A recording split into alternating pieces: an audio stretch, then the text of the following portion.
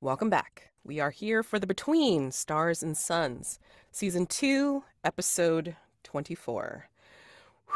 A lot happened, as usual, last time, and the hunters got a lot done, investigated, and answered questions. I believe. Yes, answered questions. So now we are just going to wrap up, hopefully, the remaining threats, and then we will see what we will see. All right. So, Liat, you still have a mask of dissociation. When am I getting that thing? Yeah, I was actually gonna ask if I could do it now. Yes. Could you just remind me of the text for it, the Yes. prompt? Also, how does my mic sound? Am I tinny? Am I quiet? You sound decent to me. Okay. Mm-hmm. It was You it sound was good. acting up earlier apparently, so I don't know. All right. Okay, sorry. Brain is not working correctly, so I'm opening up all the different ones that aren't supposed to be opened. What the heck? What threat was it for? That was for King in Shadows, I believe. Nope. Yeah, there it is. Keeps on bouncing. All right. Each hunter narrates a time they felt like a stranger in their own body. There we go. So I have two masks to narrate actually. So I'll tie them in together. Um, but I think we find Liat in her men's suit, covered in dampness and wetness from the river, and uh, we see Gwenevyr also equally wet and sopping wet, her golden hair just sort of clinging to her face and to her shoulders, cascading down. She's shivering, and Liat's holding her close, trying to keep her warm as they make their way back towards Belgrave Square. And I think as the two of them are walking, there's a moment where we flash back and we find ourselves back in that Arthurian time. In the climate's very different, obviously, from ancient Babylon. It's much more cold and damp and green here. We see Liat, and she's very different than when we last saw her. She's not as resplendent and imposing and feminine as she was when she ruled in those ancient times. Here, she is subservient to a king, and she has taken on the facade of this knight, which she's called Lancelot. She has to kind of keep the L and the T in there. But but no, but we see her watching Guinevere from afar, seeing her with her husband, Arthur. They're enjoying dinner, this great banquet hall. We see Lancelot with a mug of ale in hand. And as she's walking through this banquet hall, she's remembering all the times that these feasts would be in her honor, that they would be for her. But here she's walking around presenting as this man, and no one bats an eye. Of course, because he is a part of, Arthur's royal court, part of that round table. There's a certain amount of prestige that comes with it, but even here, he is just considered a brother to many of these men, and it's almost refreshing to not carry the weight of being the most important person in the room. She knows that she is, but right now, at least, it feels it feels new. It feels interesting. It feels almost relaxing that she can sit here and enjoy these common things with these common people. But that doesn't last too long. When she glances back over to Gwenevyr, and she realizes that if she was as powerful as she used to be, Gwenevyr would be hers. This whole bloody kingdom would be hers. This bank would be in her honor, but that's not the case now. And we cut back to the streets of London. And as the two of them begin to approach a carriage, a gruff gentleman pushes past both of them, trying to kind of intercept the carriage that they were attempting to enter. And Liat looks up at him with these fiery eyes and says, "Do you forget yourself?" And he looks down at her and at Gwenevyr, both just sopping wet. And he just laughs in their face and blows cigarette smoke at them and just gets into the carriage and taps on the roof. And the carriage pulls off in front of both of them. And that was for the mask of what's that mask called? The Darkened Threshold. Narrate a scene in which people treat you like you're nothing special.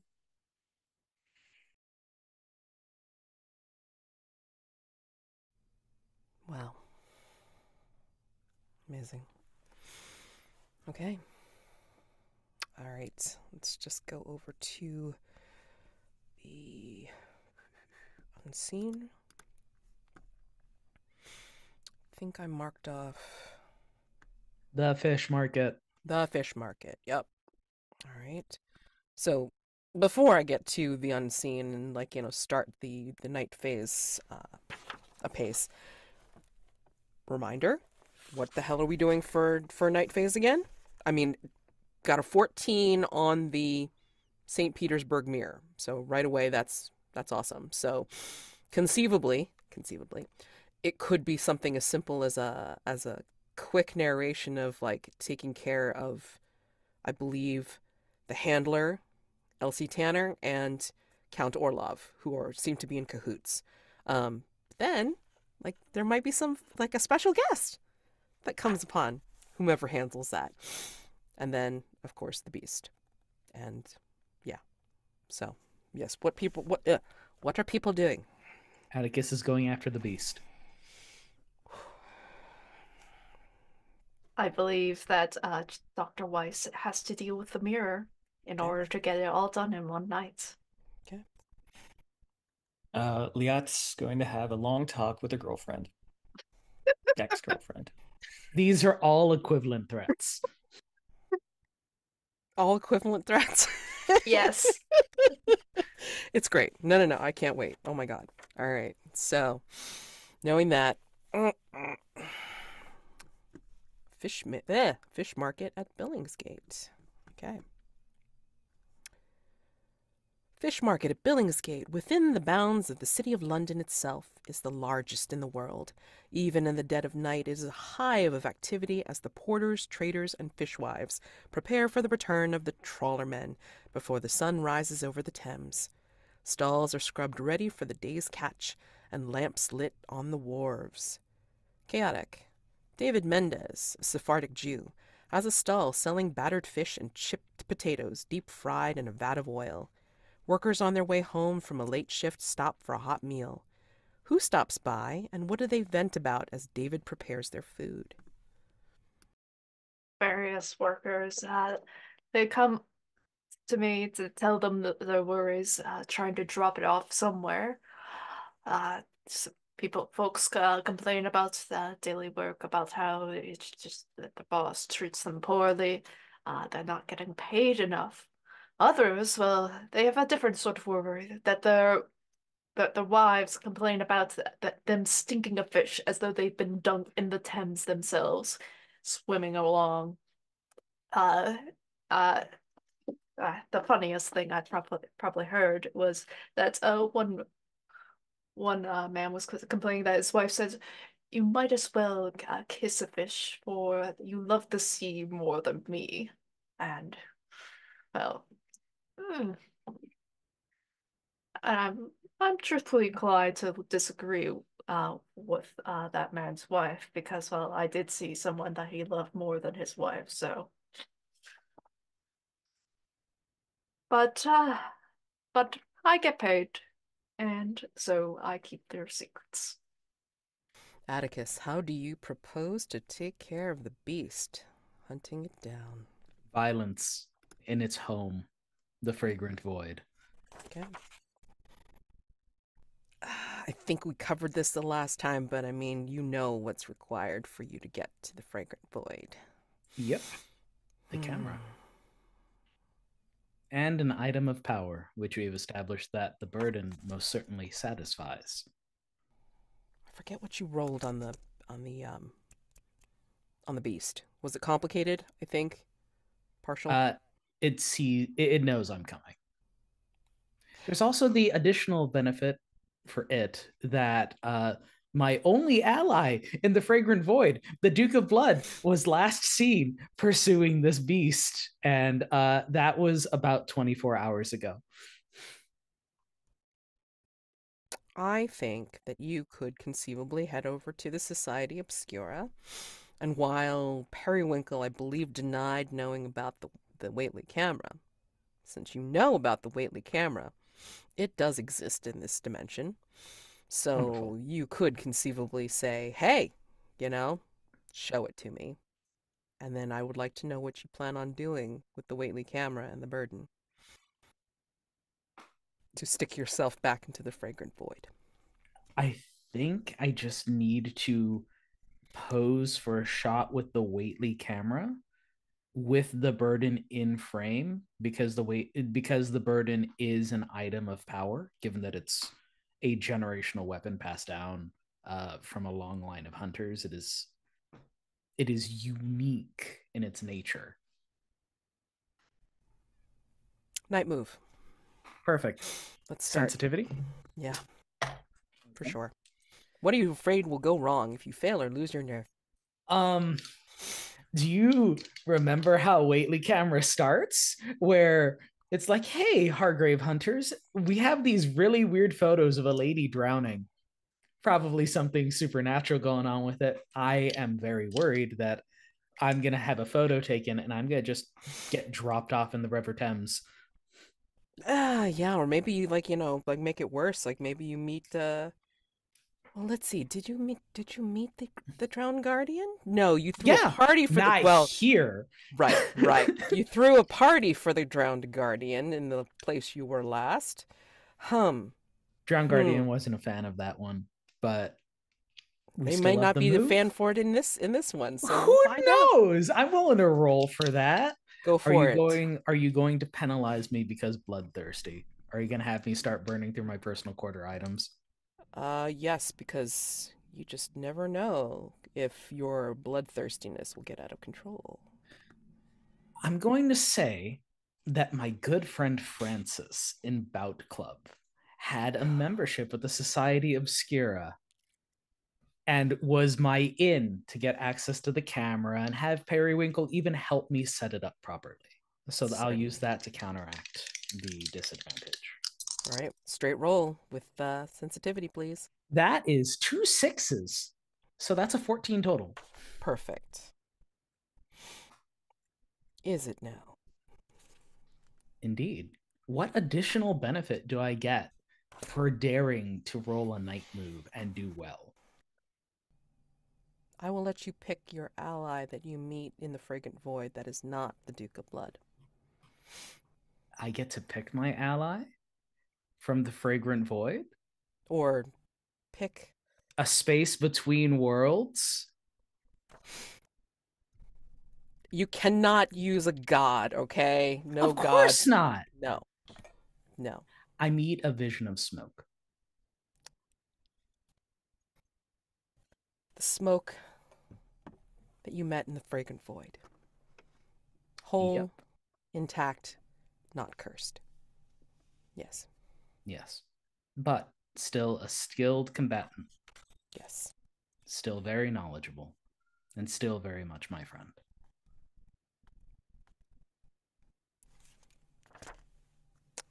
Certainly.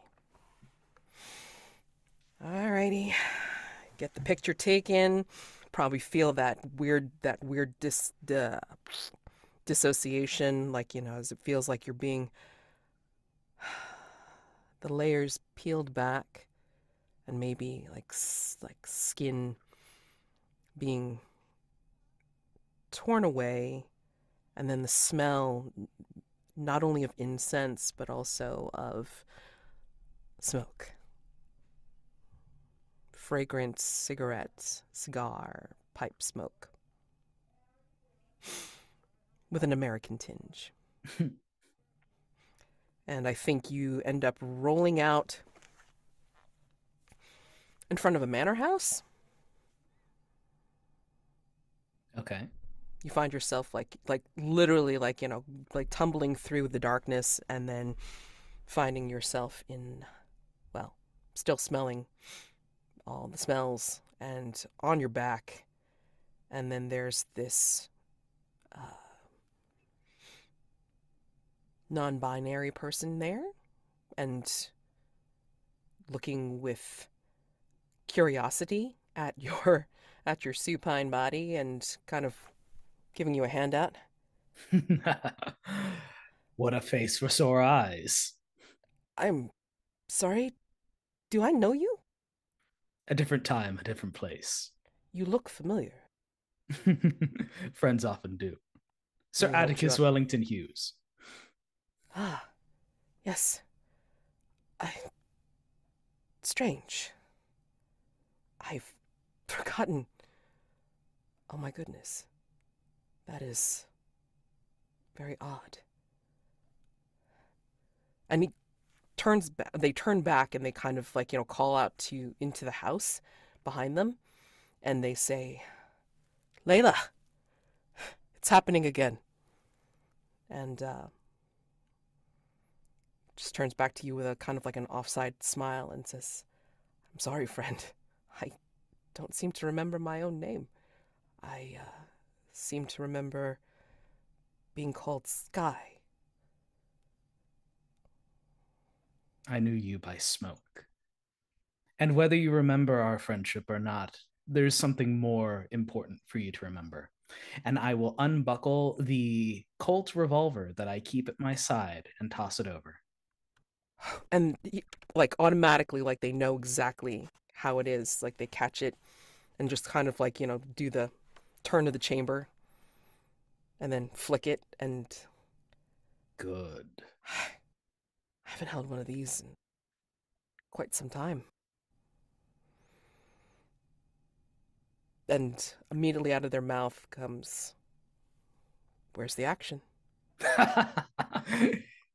Let's go. There's a Let's go. chamber with a beast that must be slain. And we fade into John. What specifically are you, where specifically are you going to take care of this? To beard the perpetrators in their den, basically. Mm-hmm. These types of perpetrators, well, they're a little bit more difficult than to, say, use a gun or a weapon to kill, because there's always a replacement. There, this is a game of intellect. This is a game of spies. I think, because I do, even though mechanically I am not benefiting from this, because because of things, I do like have a little goon squad of grave diggers, and they're very good at finding body parts for me. I won't get me wrong on that, but they're also good at finding out information, talking to people, talking to the common folk, talking to people who sell fish, to fishmen, and to talk to people who are just a little bit lonely in life. People have lost things, lost wives, lost husbands. And Count Orlov, that's a lost husband if I've ever seen one. Uh, to be proper ambassador, you would have the family look like the proper properness of a family of what is representative of your country. Count Orlov has a wife, and I'm gonna tattle. Where's this wife being housed? I mean, is she at the embassy or a hotel? Where is she? Excuse me. I think the wife is not one for politics so much, so like she is staying at a nearby hotel, uh, so she doesn't know what Count Orlov gets up to in his free time. It makes things a lot easier for him. Well, up until now. So let's just say that for ease of use, because I can't remember like all the different places around here. Let's just say she's hung up at the Langham. Mhm. So the maitre d and the front desk people will meet with you, and I don't think you actually have to say anything because I think it's pretty apparent like where she is. Mhm. They have like a lounge area like in their like foyer and stuff like that. I mean, like everything's just very nicely appointed here. Um, and it's filled with every single modern type update for at least for Victorian England that they have here at the Langham, and she is happily enjoying some set out uh, evening desserts. I think it's Mhm. after dinner and such, and I think you can see a Katerina Slavova sitting there enjoying her repast, and she seems like kind of like a waifish sort of woman, kind of like Madame Sorokin herself, um, but very animated, like kind of talking in broken English and like mostly spattering it with a lot of Russian that people that are listening to her don't really understand, but they're just nodding away because she's an ambassador's wife, a count's wife. So yeah, do you go and sit with her or try to engage her in any way? I think so. I think I try to sit near her, probably getting a little bit closer than the other folks will, just so to try to have a little bit of more of a private conversation because she doesn't need to have other people hear her business. I think I think at this table, um, yeah, she's like again happily chattering away, and then when you sit near her, I think she automatically pushes a plate and starts putting some of the desserts onto your plate. Mhm. This, Yes. excuse me, I don't even know a Russian accent, so it's like if I Mhm. fuck it up, I apologize.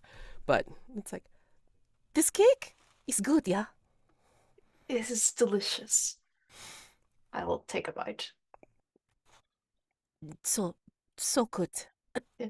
can I help you? Yes. I have some information about your husband. Vasily? Yes. Yes. Yes. And it needs to be kept a little bit more private. And I sort of motion her to come a little bit closer so I can whisper it to her. Uh, Her husband, he he's been seen with another woman. another woman. Yes. Uh, embassy, yes? Embassy? Yes. He's keeping it a secret from you. Um, He he does not care for the marriage between the two of you. He is having an affair.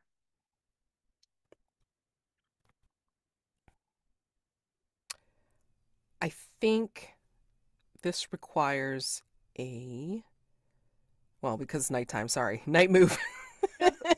Yeah. What are you afraid will happen? I'm afraid that just because she doesn't really understand some of these concepts because like her English is kind of poor and I don't think John speaks a lick of Russian, honestly. Or at least not enough to like convey this. That's it. You won't be able to get through to her. Okay. Not well. Presence if you're going to be talking to folks. Yeah. How's it Or worse? oh, Yes. how's it worse? Oh, I just had an idea. I had a bad idea too. I have an idea too. Everybody has ideas.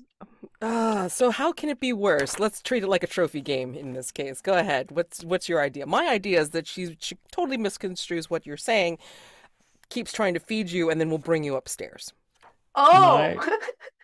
I think it was worse in that she thinks that you're the one is having the affair with him and will have the goons attack you. I Sorry. think it's worse in that she understands exactly what you're saying, but thinks that you're trying to blackmail an ambassador. Oh, that's. I mean, Oof. Oh man. Which one? I'll have you pick once you roll. Uh, okay. I don't think any of my conditions apply, so No, I mean, and again, it's like, I'll let you pick. You can do composure or presence, because I think you're trying to keep your shit together. yeah, I'll do composure because because I'm trying to keep cool, make sure that other people don't notice. Right. Oh, let's go. Uh, I'm a little sad that I rolled a little bit too well. So that's a 10. You wanted it to go horribly wrong. Love it, love it, love it. I think this is where do we want Mr. Noble or do we want Edwin to come and help you out? Basically, yeah. I know Edwin was the one I talked to more. Okay. So Because yeah. like I think only Sir Atticus actually talked to Noble. Right. Okay. So anyway, yeah, Edwin is there, like, Mhm. at the hotel for reasons, and is conveniently recognizing you and then, like, noticing who you're talking to. It's like, oh, Dr. Weiss, I Edwin. do you need help? Lady Slavova's not very good with the English. Yes. Yes, was this something you needed to convey? Yes, I think this is sort of very private information. This is not meant to get out, and like I've like sort of just a pleasant smile on my face, trying to like uh convey like this sort of like keep things calm without like him just being shocked about it. And then I'm going to tell Edwin like uh Count Sokolov is having an affair with uh what's her name? I keep forgetting it. Uh, uh Madame Elsie, Sorokin. And you, like but Elsie, who works yeah. under Madame Sorokin. I mean, his eyes get really big, like saucers big, and he doesn't say anything. But says, "Are you absolutely sure?" I am positive that's what's going on. Uh, but to keep it matters, sort of clarify about how important that this information gets across. This should fix your problem as well. Yes, yes, it will. And then, he smatters off like, very, very, uh, you know, polite sounding but very terse Russian. And then you see the very pleasant expression on Lady Slabova's face change from being like, chewing on the dessert to being, and then in Russian she says something like, "He what?" and then, and then she rises from the table and then barks some orders, and people that you hadn't even seen before, like out of the fray of people here in this foyer slash sitting room, like, come out of the corners, and it's like, where were they? Where are they Mhm. hiding? Basically, their secret service kind of thing, and yeah, they kind of flank her, and she just looks down at Edwin and says something, and he, replies politely back, and she leaves with her goons, and he stares at you and says, "She's getting it taken care of, apparently." Mhm. We Excellent. hopefully. I mean, this could mean anything from her dragging him home, well, back to here, to berate him, or it means that there could be an international incident. We don't know. We should not be here when it happens. No, no, no. We should leave at once. But But this is a sort of a circumstance that best case scenario because sort of Edwin well, your blackmailer is Count Orlov, so with this could be just sort of a messy sort of like issue of like personal marriages and whatnot. Countries can brush it off very easily. So so you tracked him down then? yes. Interesting. And if he gets dragged back home because of a domestic matter, huh? I don't know if cutting off this head would actually take care of the problem, but Well, we'll it cuts see. off the direct problem. But let's handle the more indirect problem because, well, frankly, if Count Orlov is out of his office, well, that means, well, maybe a little bit less guarded because the people are dealing with sort of domestic issues. Are you suggesting what I think you're suggesting? Hmm. Keep up. And then I get up to leave. Nice. Alrighty. Heading out with Edwin. Alright. And Liat. So,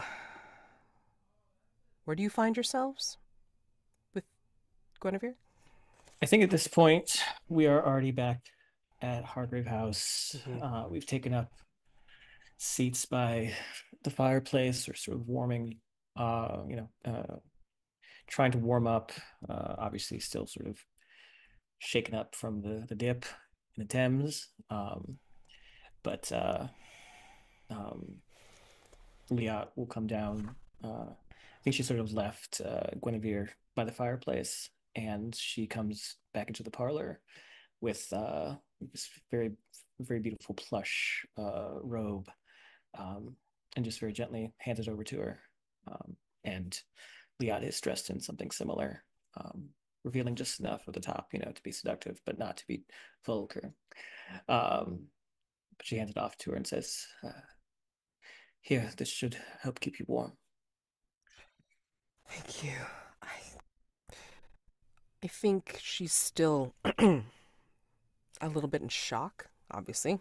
Coming back from the dead isn't something easy to shake off. Um, so I think you see her take and try to maneuver into the robe with shaking hands, but it's hard to tell whether that's because of cold or because of, just uncertainty with, you know. "Let me help you."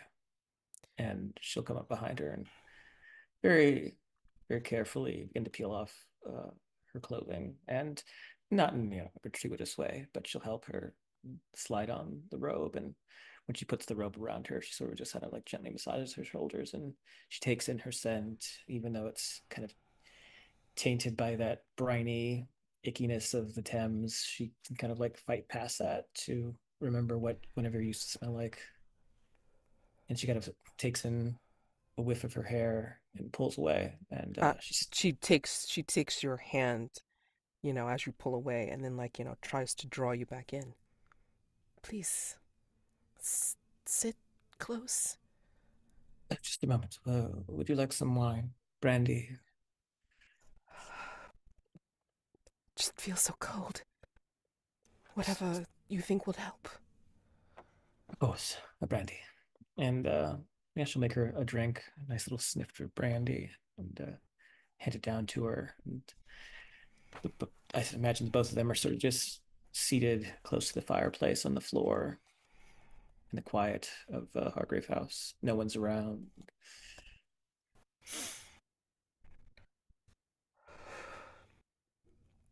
And she takes several swallows and several deep breaths as if she's trying to remember how it is to do human things. I don't know how long I was gone. Everything is a blur. I remember being back. Camelot. So golden and silver. And then you. Gone. And then darkness. And then brought back to the red and this queen. And Yes, a queen. We have much to discuss on that front. why? Why did you bring me back? She lets that hang in the air for a moment. She doesn't look at Gwenevyr. She's more focused on the fire, watching the logs burn in it.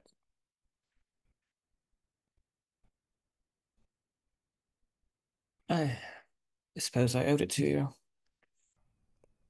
From what? Do you remember being here?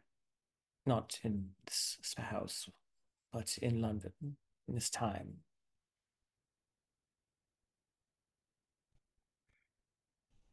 I remember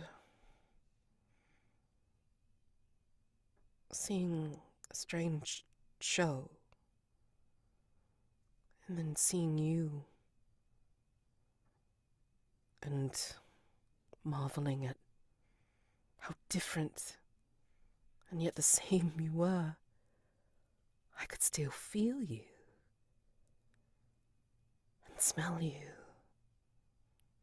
and touch you, and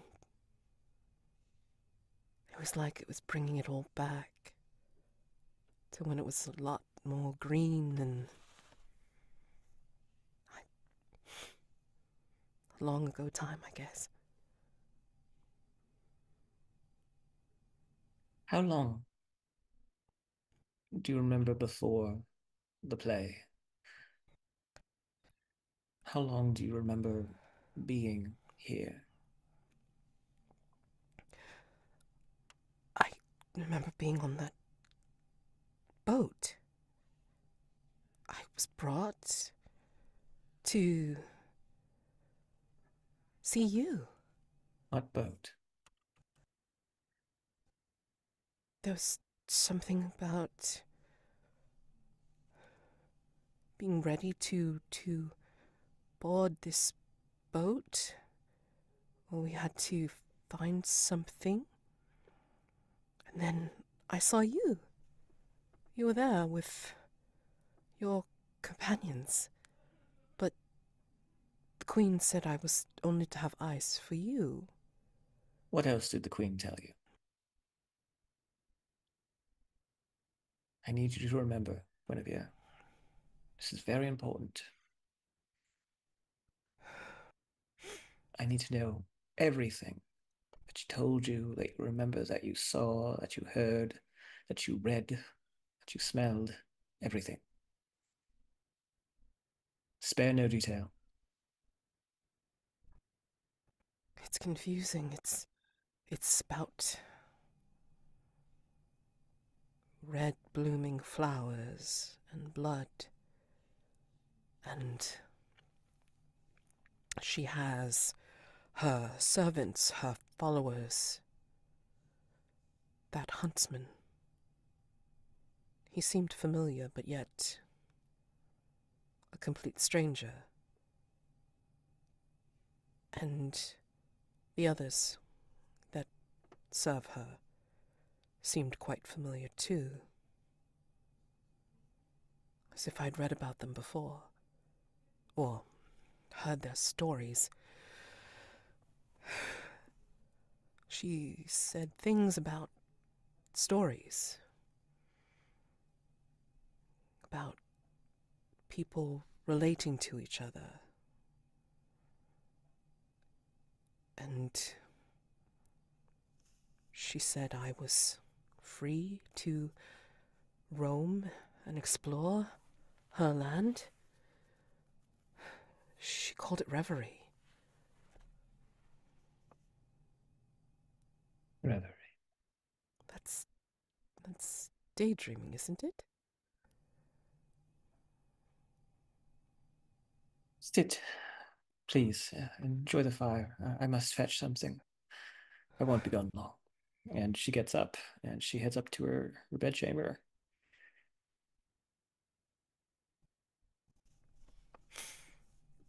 All right, let's go ahead and take our first break. So this will be 5 minutes, okay? Or do people need 10? 5? Okay, so 5 minutes. See you at the 18 mark. Okay.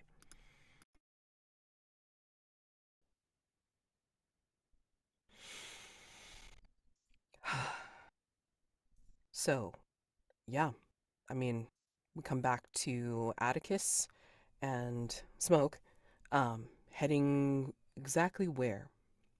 We know where the beast's lair is in the Fragrant Void. It's not exactly as if it's been hiding its presence. True. So we know its lair.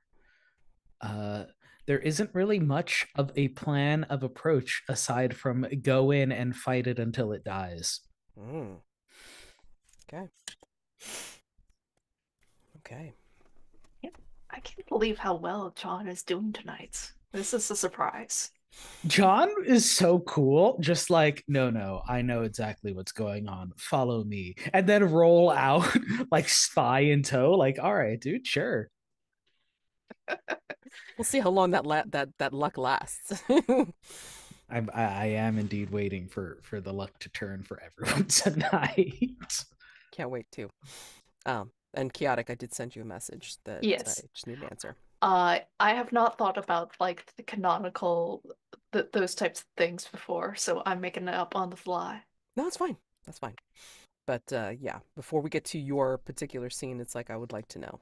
Yeah. All right. So Atticus, yeah. So you hunt down the lair.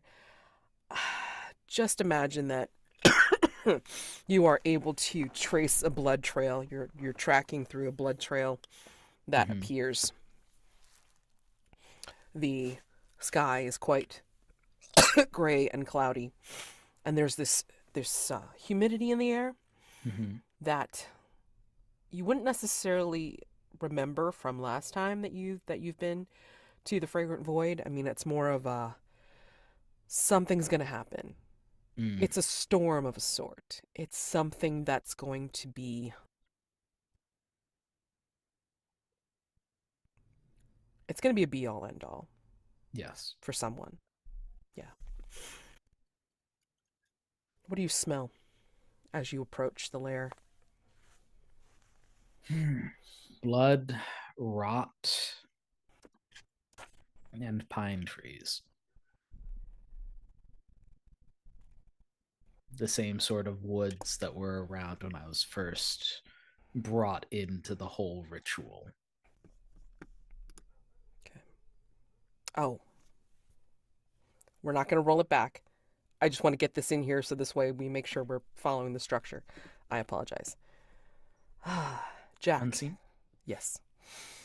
Maggie Dillon is a fishwife of middle years with a lifetime's experience in the market. As the catch comes in and she bargains with trawlermen and customers, how do we see that this is her domain and she refuses to fit the mold of genteel womanhood? We see We think we see Maggie, and she is, of course, getting on in years. She's in her middle years, but a life of hard work, toiling on the river, and also indulging in various vices has left her face weathered and draggy. But that's fine. She's not here to be pretty. She's here to do business. She's here to make this money. And so throughout the night, various men come trying to pawn off different kinds of fish, things that they've caught for the day. She even has her own wares, different kind of lines and hooks and baits that she can sell. And there's one man in particular who comes in, and he's got this sort of swagger about him, but it's not effortless swagger. It's definitely very much put upon. He's posturing here in front of her. She takes a puff of her cigarette, and she's kind of smiles at him with these yellow gnarled teeth. And there's a moment where he begins to haggle over some of the line, saying that it's if he wanted to pay these kind of prices, he would just shoplift. And there's a moment where she leans over the table, takes another deep inhale of her cigarette, blows it in his face, and says, "Well, if you can get any better, go get better. But if you want what I got, you're gonna pay with my price." She steps back, kind of crossing her hands, taking another drag of her cigarette, satisfied with how she's handled him. And the man just sort of looks around, realizing that she's the only stand right now that has what he needs. And so he puts a few shillings on the table. She smiles and says, "I thought you'd see it my way." And she begins to undo the lines and hands them off to him. And yeah, uh, another satisfied customer walks away, and she waits for the next customer to try and haggle her down just because she's a woman. But of course, she's not going to take any of that. Thank you. And Atticus. So you smell all of that in your nostrils, and then I think in the silence, you've been tracking like silently. You haven't talked, and you've just heard like maybe the step, the crunch of Smoke's footsteps behind you. I think you automatically hear something that you haven't heard for a little bit. It sounds like the sound of a scratch of a match. And then when you turn, it's Smoke lighting up a cigarette that's come out of nowhere. Didn't seem to have any on them when they started, but um, they kind of just look apologetically at it as they light it with their match and say, "I haven't had one of these in quite some time." Trying to live up to expectations of well, what do they have in America? Not nobility. Oh, they have their own fussy ways. So, Railroad dynasties and the like, I'm sure. And Atticus will pull out his own cigarette. just kind of nods. And yeah, I mean, like the match, he's able to light your cigarette with his match before it splutters out by his fingers. To the hunt? To the life after the hunt, my friend. May it be so peaceful. Atticus will bite a little bit on the cigarette. There's never peace, you know that. But there will be small moments of joy, and we'll have to satisfy ourselves with that. Yeah, yeah. Little moments of joy.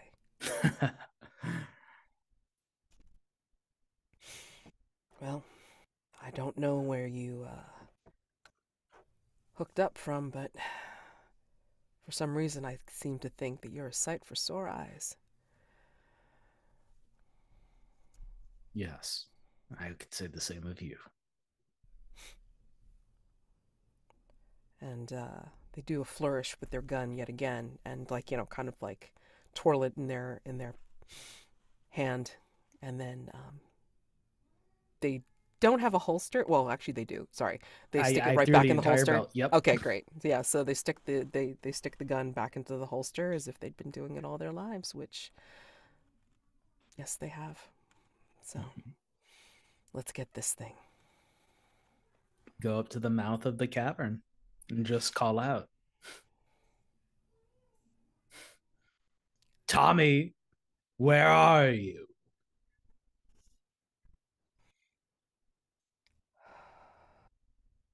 I think this is where you will hear the distinct sounds of feeding. Whatever that sounds like to you, All right. you know it. But I think there's a bit of a connect that's disorienting, Mm-hmm. because as you hear these sounds, it's almost like they're coming from your mouth. And you are feeling and hearing the blood rushing in your own head. And maybe you feel cracking in your own jaw and gnarling of your own fingers into claws. I'll wipe a little bit of drool from the corner of my mouth, just watering at the taste. Say, Smoke, do you know what a rawhead is? It's a scavenger. Really, motorcycle? Come on, bro. Actually, it could be the sounds of feeding to me. Okay, That's what it sounds perfect. like. Sorry, there's a motorcycle in the back that's just testing the engine. Do you know what a rawhead is? Doesn't wait for an answer. It's a scavenger, a bottom feeder, one of the lower rungs of the food chain. Rare enough as a fae, but it has to subsist off of tricking prey with sentimentality. And if someone smart or strong manages to outrun it, then it starves and just waits for some other desperate prey to come on by. It's a beast of cowardice, Smoke. This thing is intelligent now. This thing is vengeful now. Before, Atticus would hunt it like a beast, entrap it, use smoke, use whatever, but here, there's a different approach to goad it into combat. And I know it can hear me.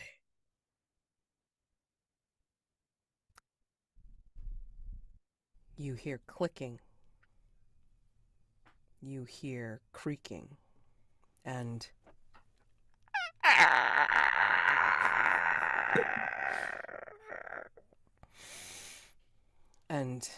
out from the darkness of the cave, you see first the small head, and then the tips of the antlers and the horns, and then the second head. And all of the mass and twisted sinew and char, all the leftovers, all the rawness. What is this rawness of, Atticus? It's the rawness within you as well. Made flesh, or made solid, corporeal. Yep. What is this? I see faces that are my own, faces of my fathers and my grandfathers, myself, my sister, from different timelines, different realities, different Atticuses that didn't quite make the cut, different happinesses that could have been Atticus as a priest, Atticus as a father, Atticus has a progenitor of a wonderful line of hunters. They are all things that I could have been, but the beast has made sure that I will never be. And it is a manifestation of potential. All the potential that Atticus will never measure up to. And I think you hear in your own head, "Come face me, weakling. Come face that which you have no hope to reach."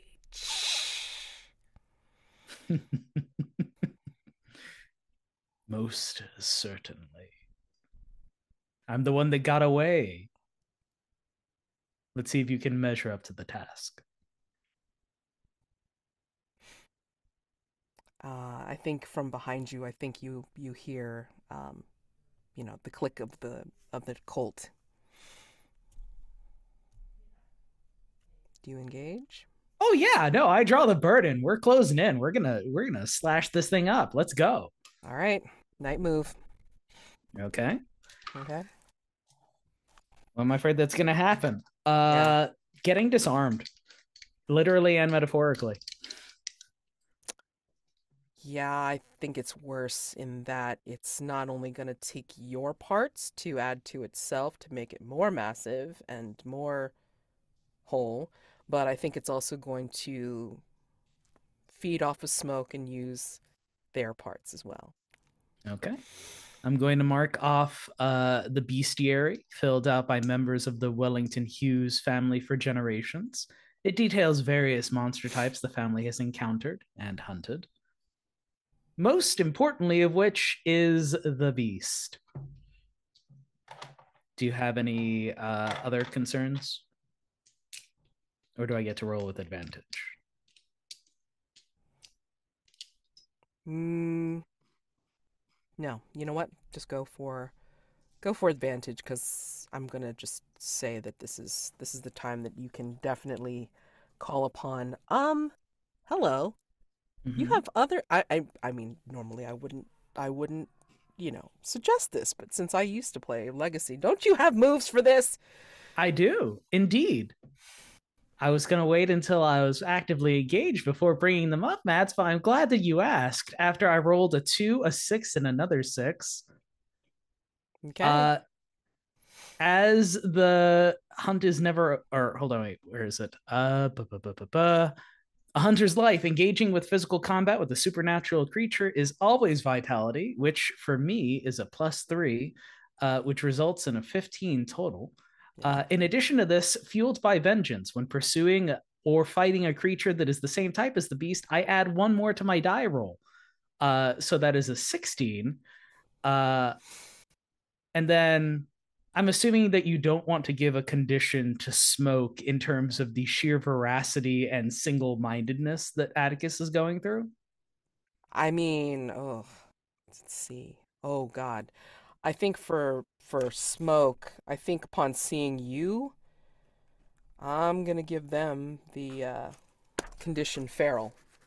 Cool. I'm going to unmark the darkened threshold as you have given another hunter in the scene a condition as a result of my doggedness. Also, in response to me engaging in what I assume with my current 16 result as a brutal, bloody, overwhelming amount of force, would you say that I'm also able to remove any psychological conditions such as bloodthirsty? Oh, sure. Thank you. Sure. John, this is what I do. I do it. I have not had an opportunity to fight monsters a lot recently, but like this is my one trick. This is the big. This is the big one. This is the one that this is the. Yeah, I remind me afterwards about some of the interaction notes with these moves because I would love to discuss this. But no, it's great. I built Atticus to just be the monster violence guy. But yeah, that. What does it look like, Mads? As I engage? Oh my goodness. Yeah. So I'm just gonna start you off by saying that I mean, if you want to make it a full on anime kind of beginning, then we totally can do that with all the fancy cuts, camera cuts, and all this kind of stuff, and the very very metallic sounds. But I think that with a roar that is heard across the fragrant void plane that you're on, it's also felt inside your bones. Mm. So smoke can hear it and actually clasps like a hand to their ears just to try and try to block it out, but it doesn't work. And you hear it too, but I think the roar of the violence in your head is drowning that out. So yeah, I mean it's a full on let's go Mm-hmm. kind of moment. And with that, yes, and then the beast, Tommy Rawhead, comes roaring out of the lair in its twisted, grotesque form, mass, surging towards you, seething towards you. There's more than a few limbs, and maybe there's also the monstrosity of how it moves Mm-hmm. because it flows, it oozes. It's also using body parts that you wouldn't consider to propel Mm. to move it towards you. Faces and shoulders and other things. So, yeah. Wonderful. Yep. All right. John, you are leading Edwin. Yes, in a less like sort of enthusiastic combat sort of pursuit. Edwin and I are going over to the Russian offices. Like I don't know whether or not they would be locked at this hour. That's a good question. Oh, I'm sure there would be guards about, for Hmm. sure. Yeah. Yeah. Yeah, I think I think the sort of discussion about some paperwork because Edwin technically does work at the ambassador's office, but for India specifically, for there's currently sort of because of just sort of that's a slight lie on my part that there's currently a railroad that's being sort of going from Russia through China to in India that's being currently developed. That some paperwork got sent over a little bit too early, and some forms seem to be readjusted and whatnot. And I was just sort of helping Edwin out as a sort of a good chum. We're just with transporting sort of things because like this is a sort of it's a bit difficult, especially like this late at night. You need to keep have someone keep you up because it's still like pretty late. You don't want to be missing any details, especially with this sort of big of a project. I don't think you have to worry about any of that. I mean, Oh. you're chattering along, and then like you're convincing half yourself as well as Edwin, and he's in on the plan, but then he's like trying to make sure that you understand. It's like this is not usual. Like embassy behavior, and then like trying to make sure that you understand what protocol means, and then you're back and forth, and then you realize when you come upon the Russian embassy that it is shrouded in fog. Oh, great. Oh, No guards here, so that's a good thing. I think And John. it seems like that there's a door that's handily open. I think John just like has like a bit of a full body reaction because he knows in his heart of hearts that this is supernatural bullshit and he does not like this. So like he braces himself on his knees, just going, oof. Wait, what's wrong, old chap? What's Oh, the matter? this is Hargrave House business. Not that this wasn't Hargrave House business before, but this is weird stuff that goes beyond the government. Edwin, you may want to just stay out here. Maybe go home. Um, Are you sure? I mean, do you? Edwin, how are you in a fight? And then this is where he gets a little bit Yeah, reticent. go home. Well, Go okay. home. And then he just basically turns and, I'm so sorry. Espionage, a little bit of back end detail, that's fine, but this is your lookout. So, good luck. Godspeed. And then he will turn quickly and leave. And yeah. Before you know it, he's lost to the darkness Mm-hmm. as he Yeah. leaves you. And when you turn back to the embassy, it's still shrouded in fog, and that door is pretty inviting. Is it Matt's? I think not, but however, I have to go in anyways. Night move. Of course. I'm afraid of getting attacked and jumped by whatever took out these guards because, like, they're much bigger than I am. And I was coming up with the dumbest lie possible just to get inside because I thought I couldn't take them. So whatever is in there is much worse. How do you know that you're actually where you think you are? I don't know.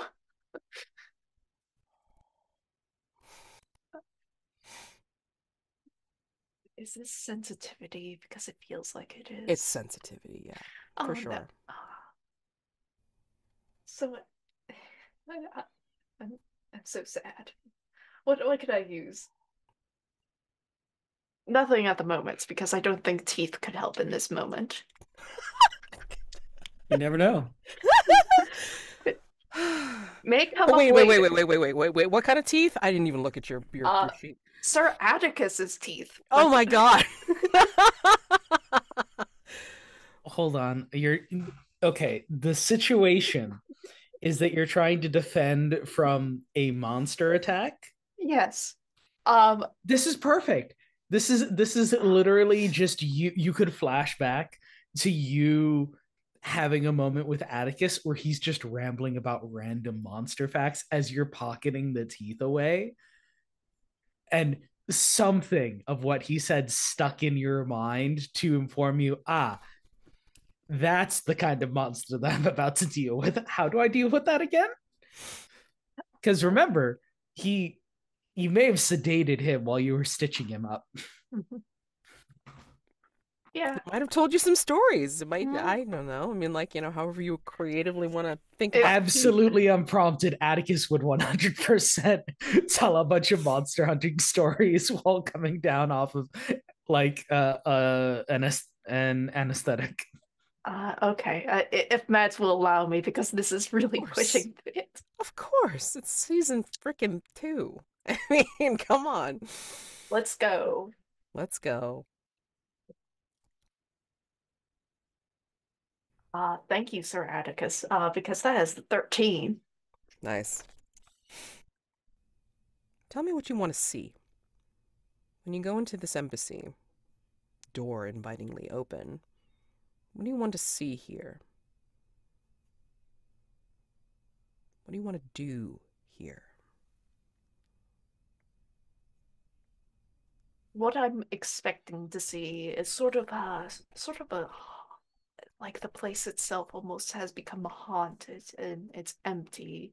There are no guards, and like my guard would be particularly up.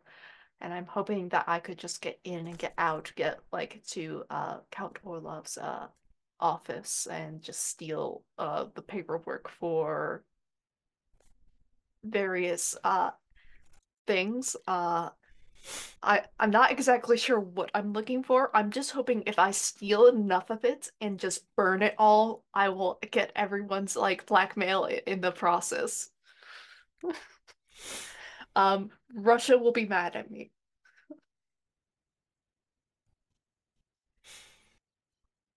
I think you do see that it is beautifully empty, echoey even. The fog that is outside does not touch this place. However, there are no people here, and everything down these hallways looks tinted in some kind of red light.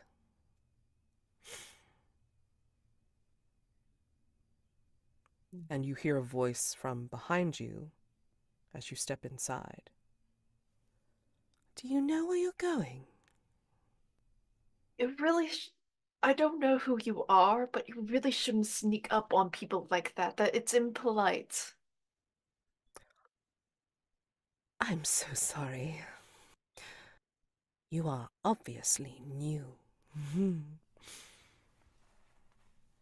You will see behind you a tall woman dressed in black and red, with a high collar covered over in red pearls. And she smiles without showing her teeth and says, I do apologize. You seek to find evidence. Blackmail, yes? Yes, but how do you know about that? Oh, I know many things.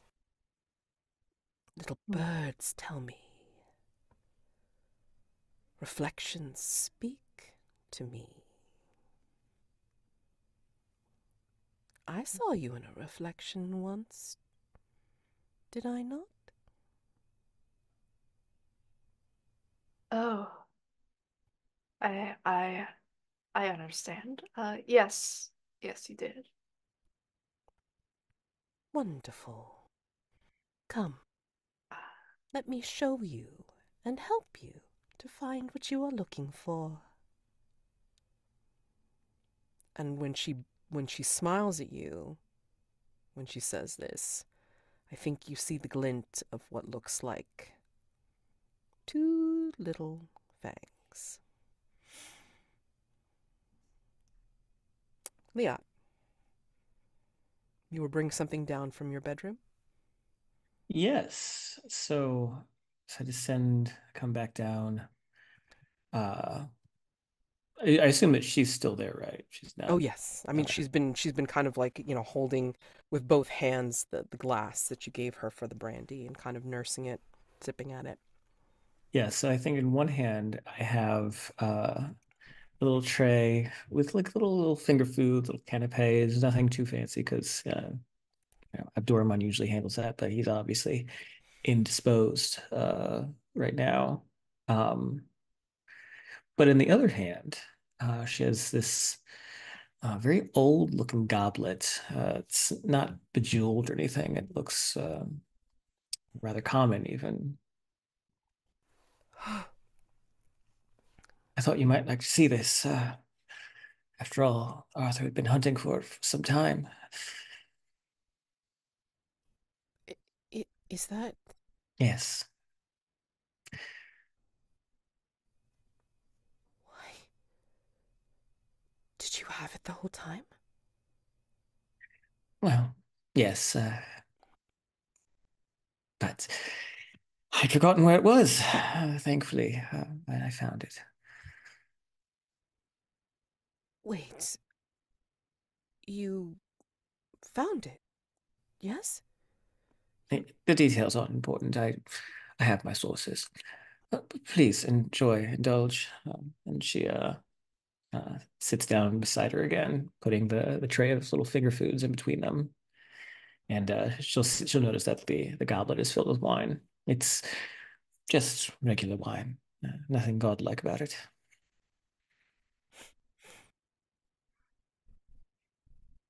Men have searched for this for centuries. No, that's the problem. Men were looking for it. It was that simple? I wouldn't call it simple, but I knew people, and I knew people in high places and low places. It was only a matter of time. But enough about this. I thought it might I thought it'd be nice, might be nice to share a drink with you. At that, I think she will reach out for one of the little canapé things that you've made, and then she will offer it to your lips, like as close as possible, just like old times. She takes her fingers and puts your fingers on the little finger food and just gently plucks it from her and says, "Yes, just like old times." And she will begin to try and feed it to Gwenevyr. And then you watch her delicately, you know, nibble at it while keeping her eyes very much on your face, trying to see how you feel, what you mean. And are you still holding the goblet, or is she? I think I am still.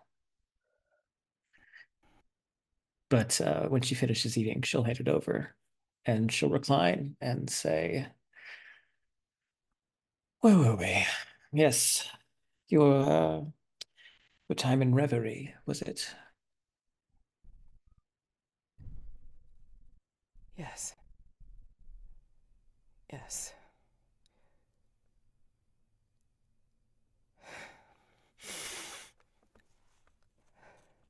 And she kind of like gets this air of getting back to herself after being kind of in shock from being, I guess, brought back yet again. And she kind of like huffs a little bit and goes,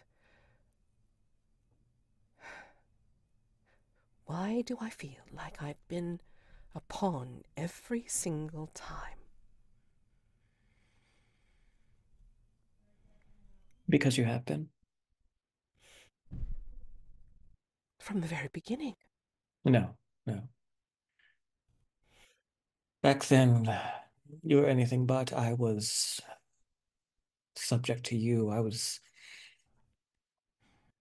And she purses her lips and looks away into the fire, trying to not become too overly impassioned, keep her No, composure. no. I mean, I'm that was sorry the that you it was the go. one time I think I felt more real than any other. My father offered me to Arthur, and I went along with it because the man who would be king, yes? And then you you at least seemed again more real than anything I had at court. I think you saw me as me, and not just as your queen.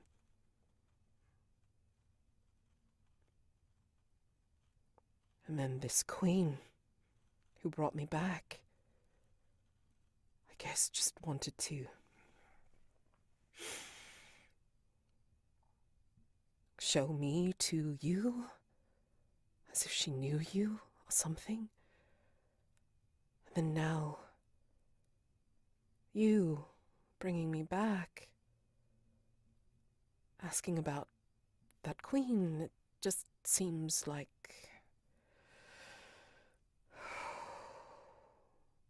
She reaches out for the wine. Do you give it to her? Oh yeah,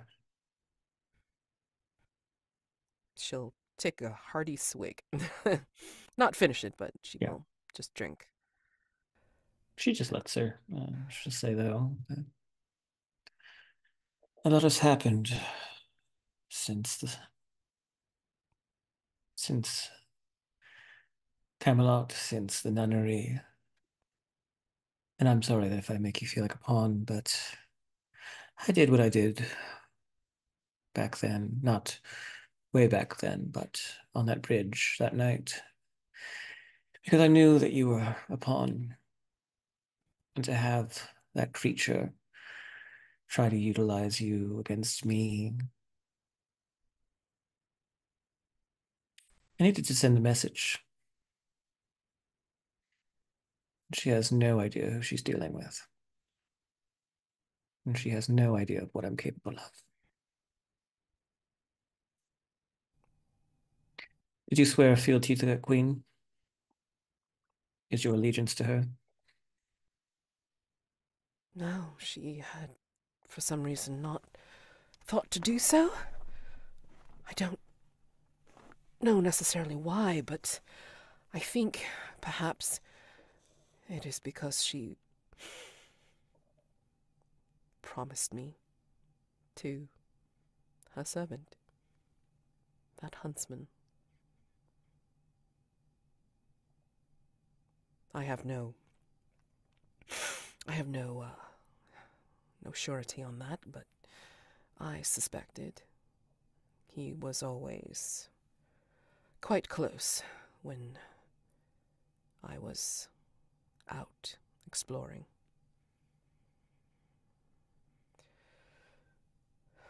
Liat sort of licks her teeth a bit, kind of gritting her jaw, but then relaxes and says, she stands up and extends her hand down to her and says, "Come, let's take a tour of the house." Are we safe here? It's the safest place you can be. I will make sure no harm comes to you. She smiles a little at that with some trembling lips and will carry the cup rather gingerly. I mean, legendary cup and all, and just, I'd like that. Show And me. let me show you to the trophy room. I have many, many things there, many trophies. But perhaps you can help me find a spot for that huntsman's head once I cleave it from his body. She will stop you in mid stride and then just curl her hands within yours if you will let her and just give you the brightest smile that you ever saw, or actually probably have seen.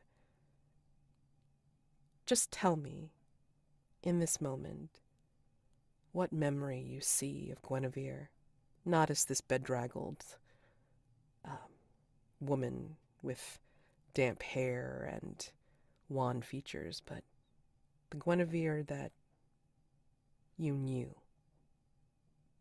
that you loved. I think there's a flash to when they first met, and uh, Gwenevyr was out indulging in one of Arthur's pursuits. Maybe it was like a royal hunt that was happening, and she was just sort of standing by. And as she was sort of exploring, there was a moment where she sort of tumbled in her dress over some uprooted tree or some like roots that were sticking out of the ground, rather. And it was Lancelot there, standing there, extending a hand to help her up off the ground.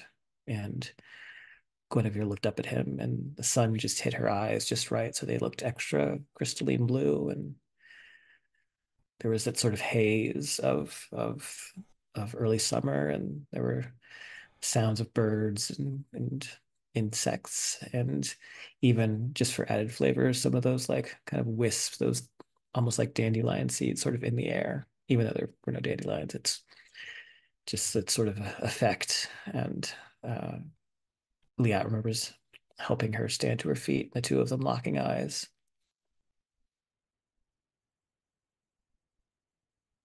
I think there was a relative gasp back then, as there is now.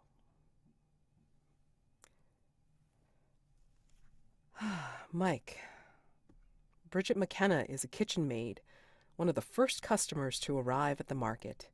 As she moves between the stalls, how do we see she is desperate to impress her master? Bridget McKenna as a kitchen maid, does not have many assets available to her. Her beauty, her appearance, though, is one that is within her control. So as she goes from merchant to merchant, flirting, discussing, feigning ignorance in terms of, oh, what ingredient is this? Where did it come from? How could I possibly use it? We see that she stirs up discussion, dissension, bidding wars, all in the pursuit of getting the best possible ingredients of good quality for her master. We see that her clothes, while well presented, are not of the best quality. She knows that there are other people in the house who are more skilled, who are more knowledgeable, but she fights in a different way, a way that is more suited towards her. Okay. Alrighty. The epic battle has begun. Yep. I think, again, the beast, Tommy Rawhead, is this seething mass of these parts, sinew and bone and skin and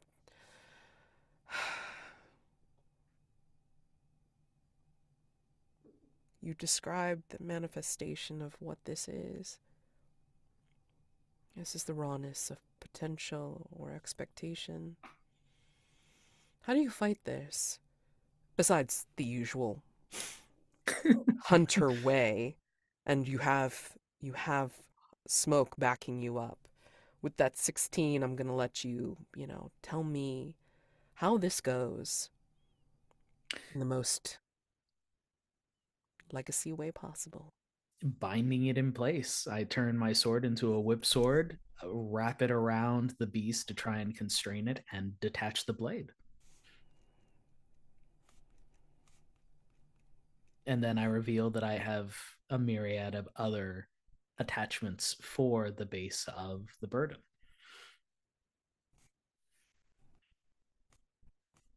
I would gladly mark a thing on the burden if necessary, but I imagine there wasn't really a role associated with it.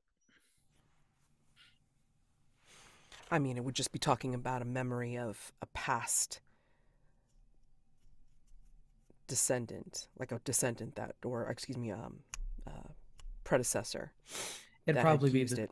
It'd probably be the third chewing out Atticus for daring to break the family sword, and then just embracing the fact that the burden isn't just a sword, it's a whole weapon system. Do you see yourself pinning Tommy in place with each of these implements? Yes. If Tommy breaks out of one binding, then there's another binding that's prepared. It's cold iron, it's something that this weapon was crafted to take out Tommy. The only thing that Tommy has that's different from every other hunt is its intelligence, its cruelty. And I note, Mads, that you haven't brought out any of the servitors. No, I haven't. I think if you wanted to, actually, would they? Ah, yes. I think in the distance you hear the sound of a hunting horn. Yeah. Oh. To really make this interesting. And smoke shouts at you as you're pinning parts of Tommy down. It's like, what is that? I haven't heard that since.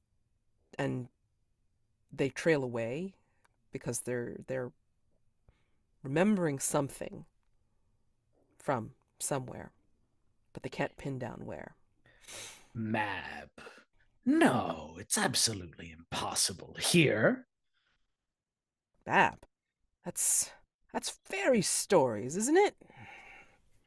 In the midst of fighting a rawhead, one of the scavengers of the Fae.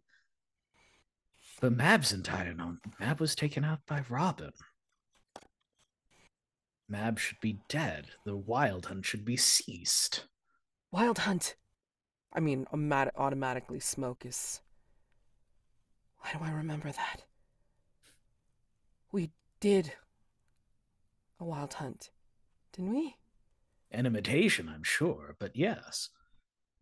Atticus, of course, having some casual dialogue while in the midst of fighting his family's sworn enemy, but yeah. I mean, it's narrative time. Yeah, no.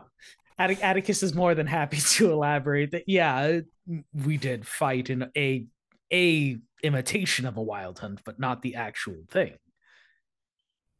I think at this the humidity that you felt earlier when you came into the void, like, increases as if a storm is flowing through, and you see the clouds in the distance seem to come closer, and what it looks like in the sky is as if the clouds are forming what looks like a crossroads.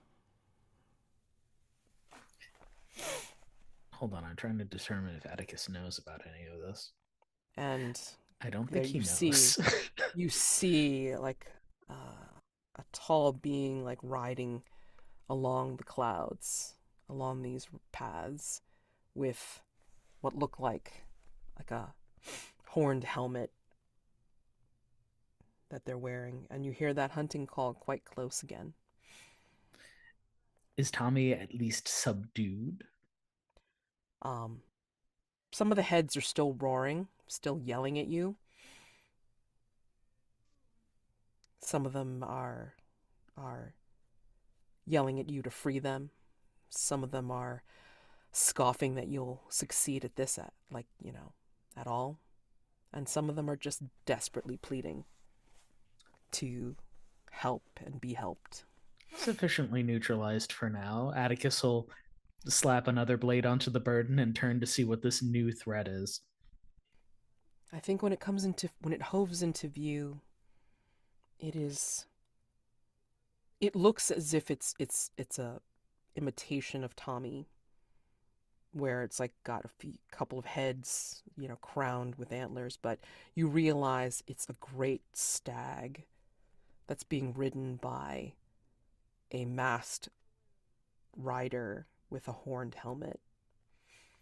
And this is a shirtless being who's wearing a pelt for his bottoms, and will come down and then take a spear coming out of nowhere from the back of the stag and approach you. He's about 8 foot tall, and staring down at you, with Tommy writhing behind you, trapped by bits of the burden. So, Wellington-Hughes has trapped my stag yet again. Atticus will turn to look at the beast and then back to this guy. You do not recognize me, do you, youngling? No, I can't say we've been acquainted.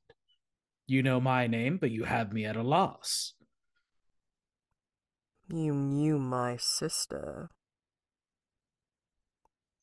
Mab? Just nods.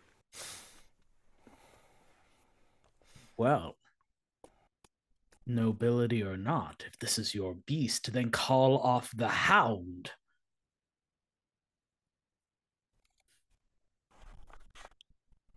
Your ancestor wanted the greatest hunt. And I think he and your family have it. Don't you wish to keep the hunt alive?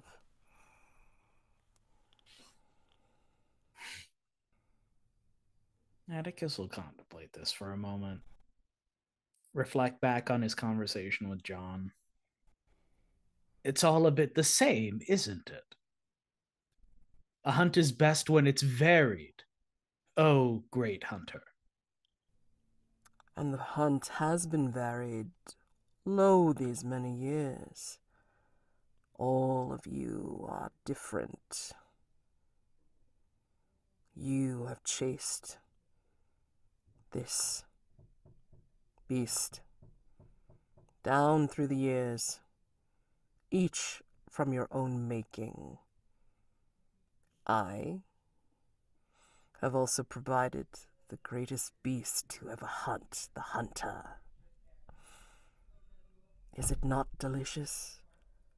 Does it not burn in your blood? Do you really wish me to call off this hunt?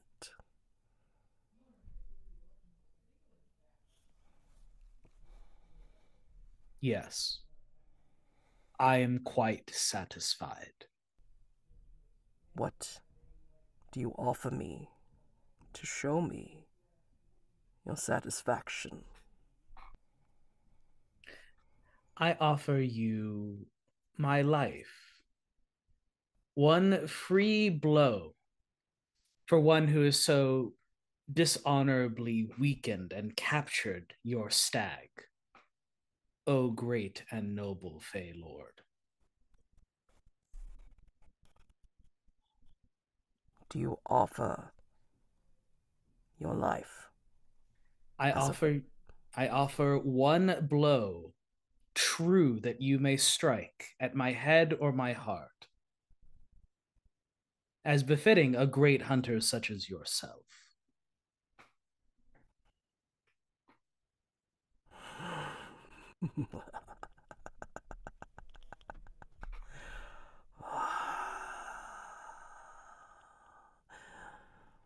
My cousin would demand riches, or status, or blood. I take this bargain. And with a flourish, Herla, Earl King, takes his prize. And this is where he will spin his spear and thrust it into your heart.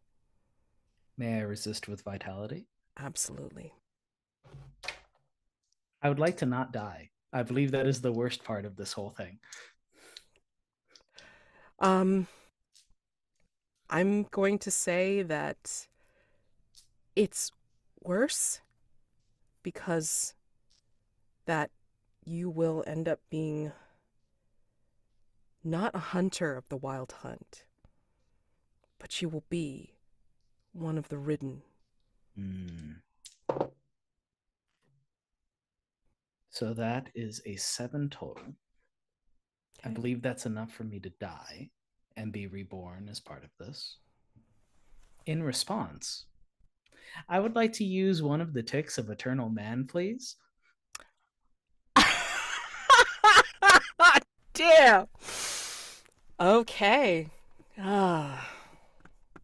Nice. Very nice. Eternal Man. You command some of the Shoreditch Slugger's strength. When the keeper narrates a hunter's death as the result of a missed roll, you may mark a box below and say how, through sheer brute strength and force of will, and perhaps the machinations of the occult, you actually survive. The hunters share this track. This will be the second time that we are using Eternal Man. Okay. Also, Atticus using the second tick of Eternal Man. Damn, man. I mean, you don't have to. You did roll a 7. I could just get it.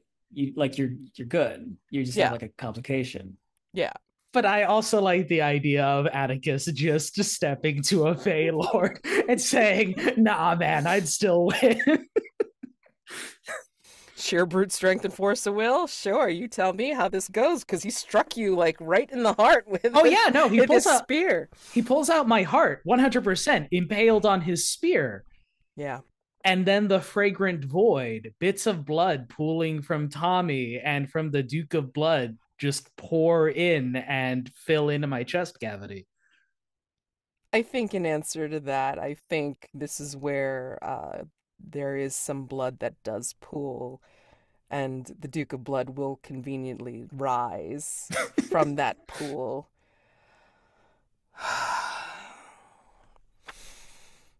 And she'll just look at you with her blood-splattered face and go, "You really can't stay out of trouble, can you?"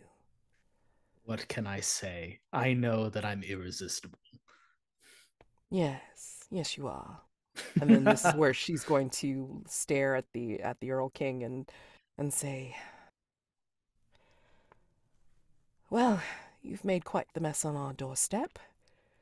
You also may have overstepped your bounds. This is not your place. You may want to leave post haste." With the beast in tow, given that our bargain is struck as such, the Fae are so kind in honoring their word. Uh, the Duke of Blood tries so hard not to spit. Um, yeah, and yeah, she'll just kind of snort. Um, but the Earl King gets the hint and hefts the spear with your heart still dripping off of it.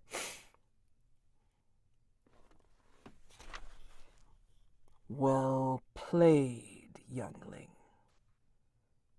The beast, Tommy, shall bother you and your family no more."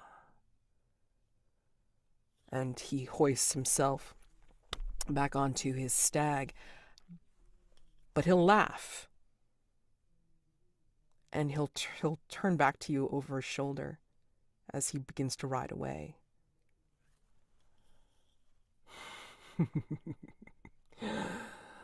"Good luck being satisfied without something to hunt."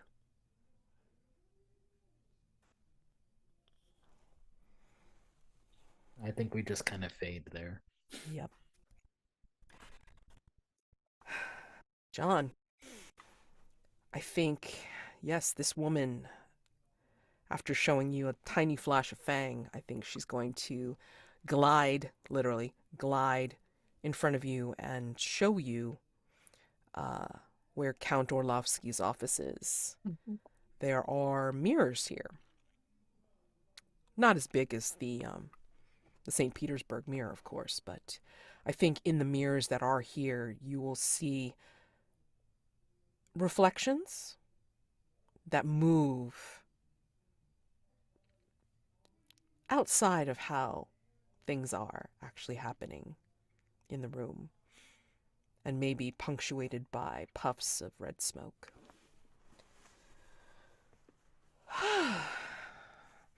Here we are. I think this, and she waves a hand, and all of the papers in Count Orlovsky's drawer start to fly out, almost like wings, before dropping on the floor in piles. "Oh, is this what you were looking for? Will this help?" Yes, it would. I'm not sure what your business is with all this.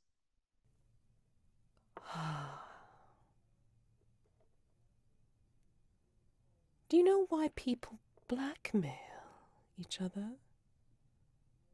Because they want something that the other has, and they aren't strong enough to get it for themselves. But they know things, and knowing things is very, very dangerous. Yes. Knowing things is very dangerous, as your friends have found out. Hmm. You seem to be a man of secrets. Someone who has a story to tell.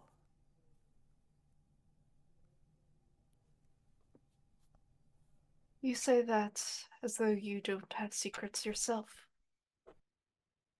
Oh, I collect other people's secrets, but some are less important than others. And to be honest, sometimes I just like seeing those from Hargrave House work.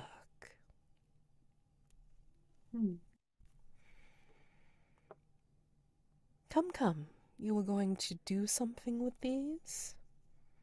Yes, I imagine that Count Orlov has sort of a fireplace just to keep warm during the winters and whatnot.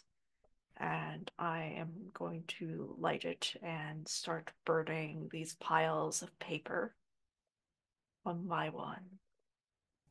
She will, as you toss like the files into the fire, it's like they kind of spark with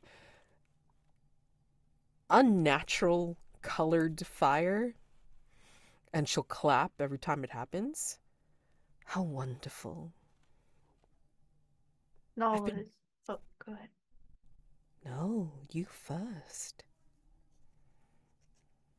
It is true that knowledge is dangerous, but also lack of knowledge is also dangerous. Lack of knowledge can easily kill. That is very, very true. Lack of knowledge. She contemplates this for a second. And imagine the knowledge that could be kept, that by not telling others could be harmful.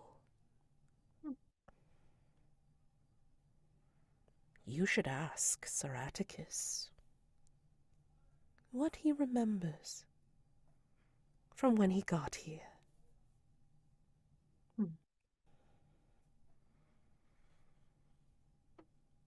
When he got here. Is this all you needed? Yes. Thank you so very much for helping. I hope by being here with me you got what you wanted.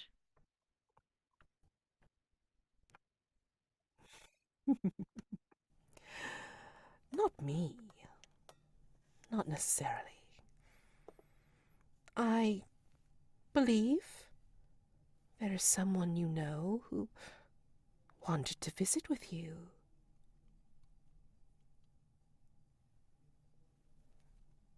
Georgie? Georgie, where are you? And then she'll look at you before she glides out of the room. I believe Dame Georgie wanted to have a few words before we made our pilgrimage.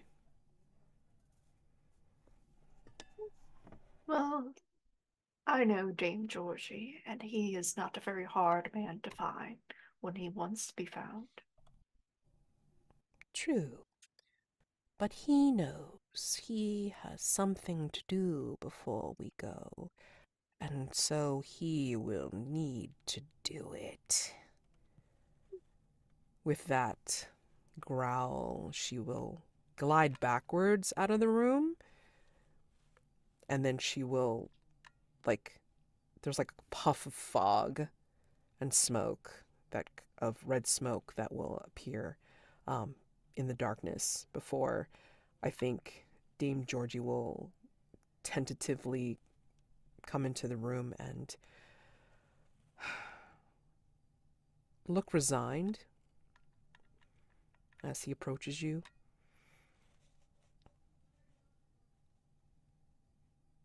I've been hungry, John. I know. I've tried so hard not to.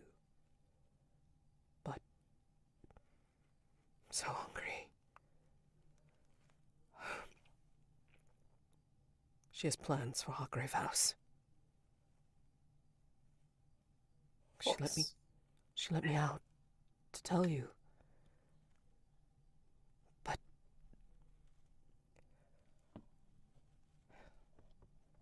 You have a chance to run. She's giving you the chance to run. I don't know if you'll survive what she has planned.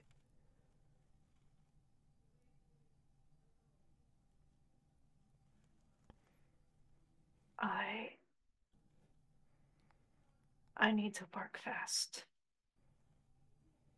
I need to get to my plans to fruition before she does.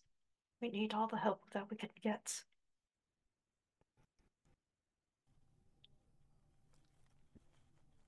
He nods. Anyways, I hope to see you again. And I hope you run into someone else because I'd rather not die. But you can't be like this. So, as a sort of a preliminary forward, as like I'm backing away towards the window, Mm-hmm. I would recommend that you find a random vagrant or something of that nature, someone that won't be missed, and that we may have a conversation in the future, presumably back at Hargrave House, to figure out how to, I don't know, find other methods of keeping you fed. But see you another night. And I'm leaving via the window. I... I'm just gonna give you a night move just for funsies before we wrap that up. Go ahead.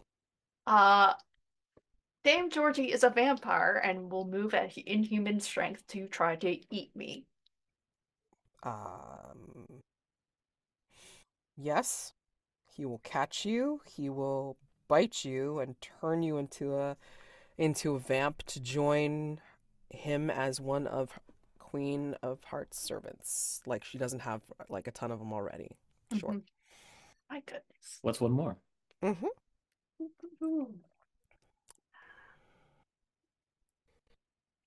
Mm. Yeah, okay. Vitality, composure. Yeah.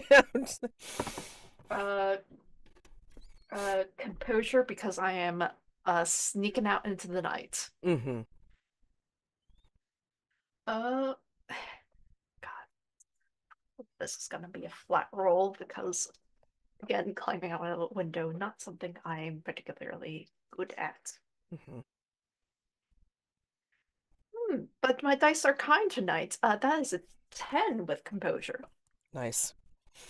Escaping Dame Georgie. Tell me how you do it. Uh, I think it's like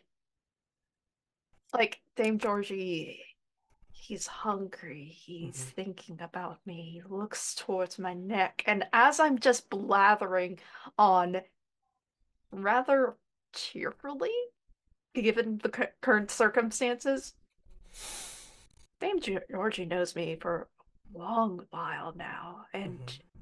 despite it all, I'm not treating him like any differently.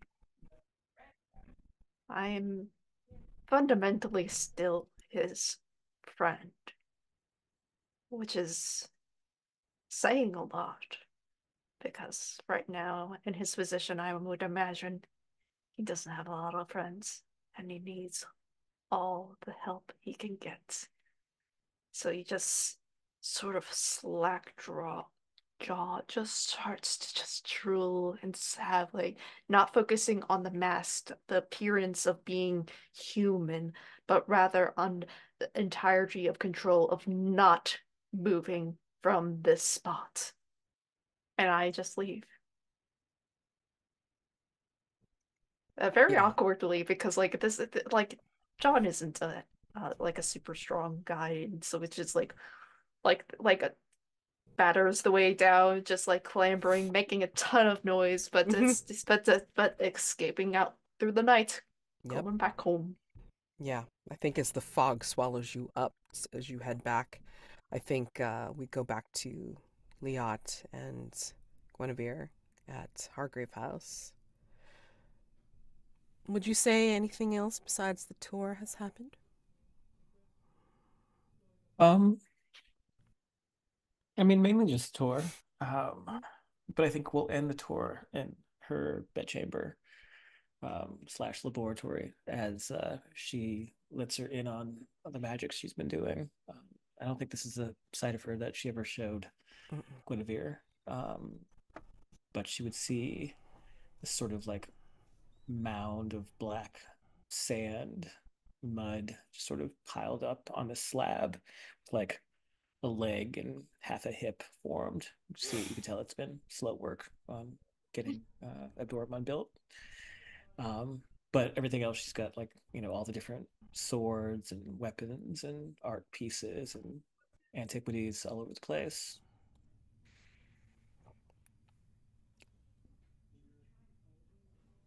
I've not seen this. Well, not since nature magic that my grandmother used to try, padding out different figures by the banks of the rivers and leaving offerings for some of the spirits in the forest.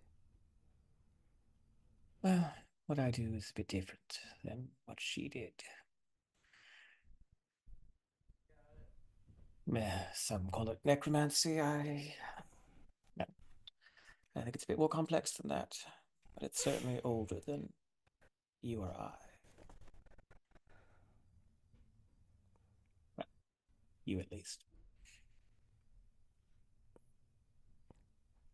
You have not changed.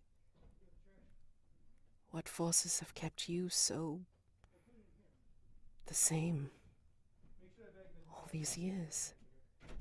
Have you been brought back too? She tries to hide the expression that's coming across her face, which is like almost melancholy. It's like, wow, I haven't changed. And I think she thinks back to the times as Lancelot and as some of the other identities that she's taken, and the fact that even though she's been these different people, she's always been the same. It's kind of cutting almost to her. But she comes out of that stupor and replies, well, it's complicated, but well, I am and have been this way for all my life. And when we met, you met me as Lancelot. I had lived several lives before that. I've lived several many lives since. There's a story, a legend, I think. I'm not necessarily sure of how it worked. Something about the wheel and how Wheel. it turns.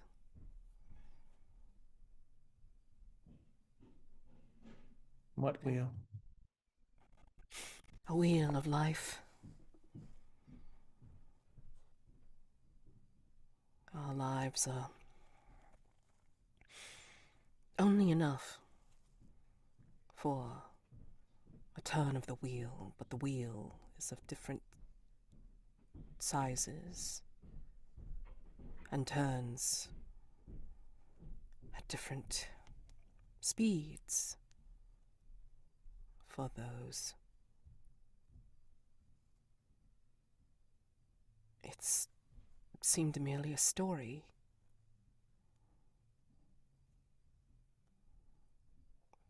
But you are saying you've lived several lifetimes then. I have not stopped living, that is. And I don't see myself stopping anytime soon.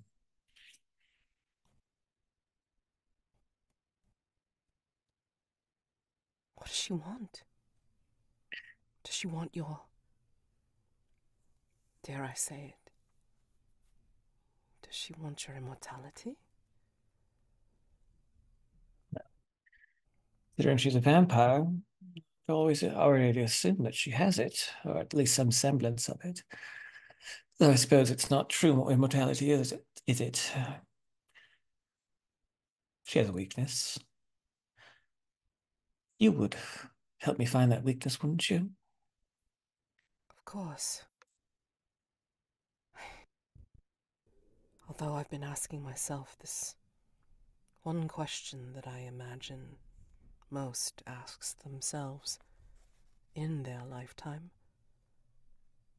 Why am I here?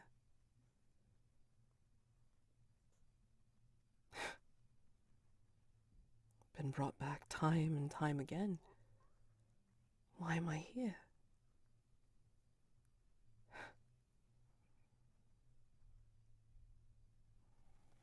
It's a question we can answer together, but not tonight.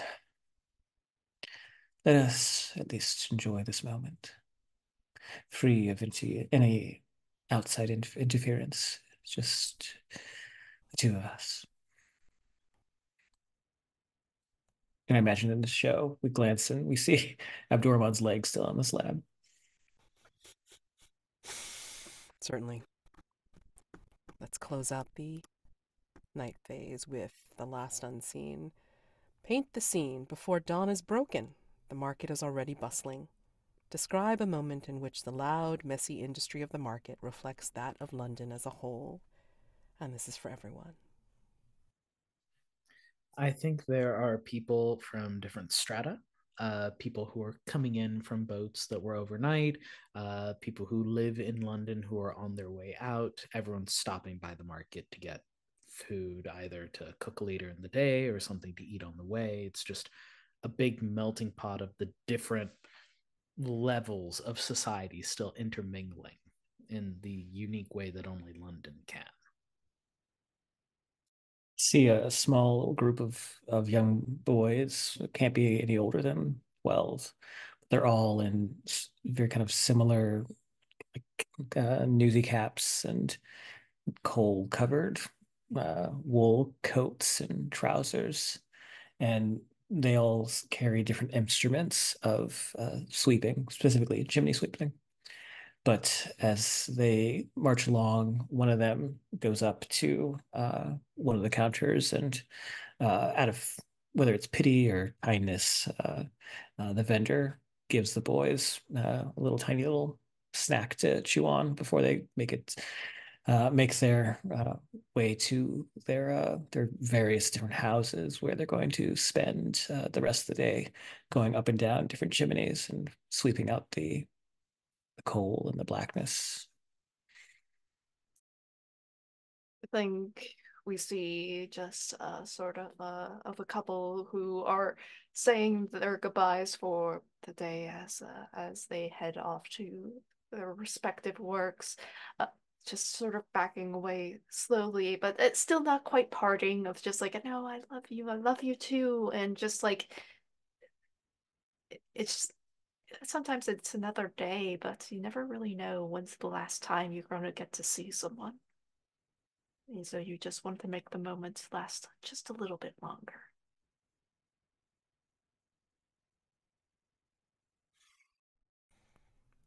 And with that, I want to know how this closes out the evening with the dawn starting to break. Atticus, what do we see as you finish your time here in the Fragrant Void? If you finish your time here in the Fragrant Void.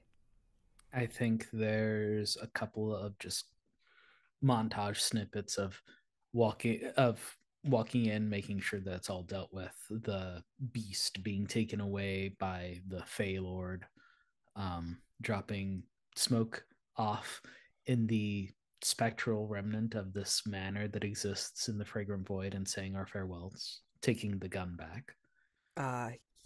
They will say, Callum. My name is Callum. Do you want to be called Callum? They punch you in the shoulder and say, Smoke. Smoke's fine. and I'll leave a cigarette with smoke.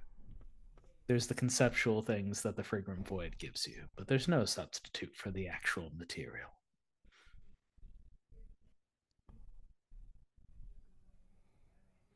And I think that Atticus walks away with that.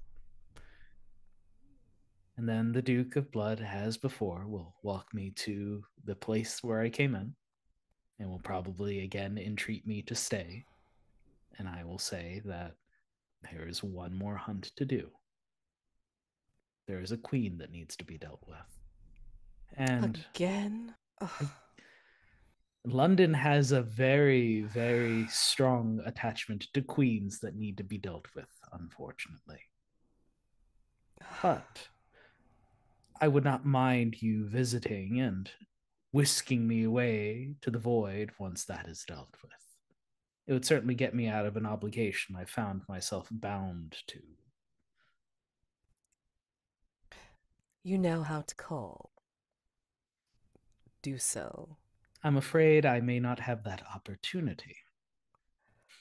Well, I'm not sure exactly how you intend on signaling me you're ready to come back. How do you propose we do this? Atticus is silent for a moment as he realizes he actually hasn't come up with an escape plan for the whole Liat thing. I'll figure something out. Until then, I will return.